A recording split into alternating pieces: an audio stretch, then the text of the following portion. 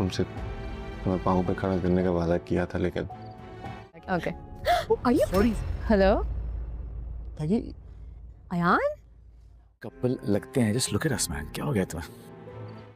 हम दोनों बहुत परफेक्ट एक आइडियल कपल की तरह हैं। बिना ने कुछ कहा तुम्हें?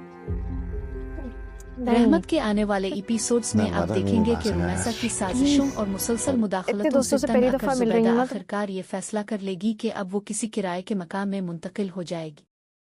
जब परीशा ये बात बारी को बताएगी और इससे मुनासिब घर तलाश करने का कहेगी तो बारी फौरन जवाब देगा, जब इतना बड़ा घर मौजूद है तो किराए के मकान की क्या ज़रूरत है, आंटी और जोबी को यहीं ले आओ।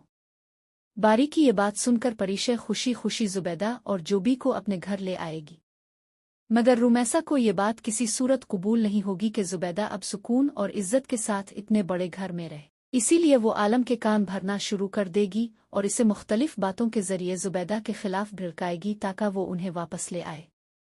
रुमैसा के बहकावे में आकर आलम जुबैदा को लेने वहां पहुंच जाएगा, लेकिन इस बार परीशा खामोश नहीं रहेगी।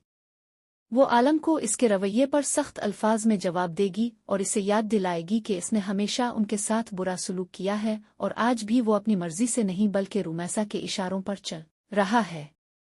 परीशा आलम से कहेगी कि उनके पास अपने वालिद की तरफ से सिर्फ एक घर ही तो था, मगर वो भी इसने अपनी दूसरी बीवी और उसके बच्चों के हवाले कर दिया।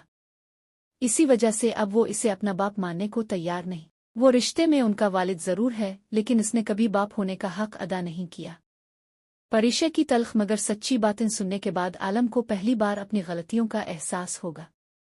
इसे समझ आएगी कि वो बरसों से नाइंसाफी करता रहा है और रुमैसा को ज़रूरत से ज़्यादा इख्तियार देकर खुद भी गलत फैसले करता आया है।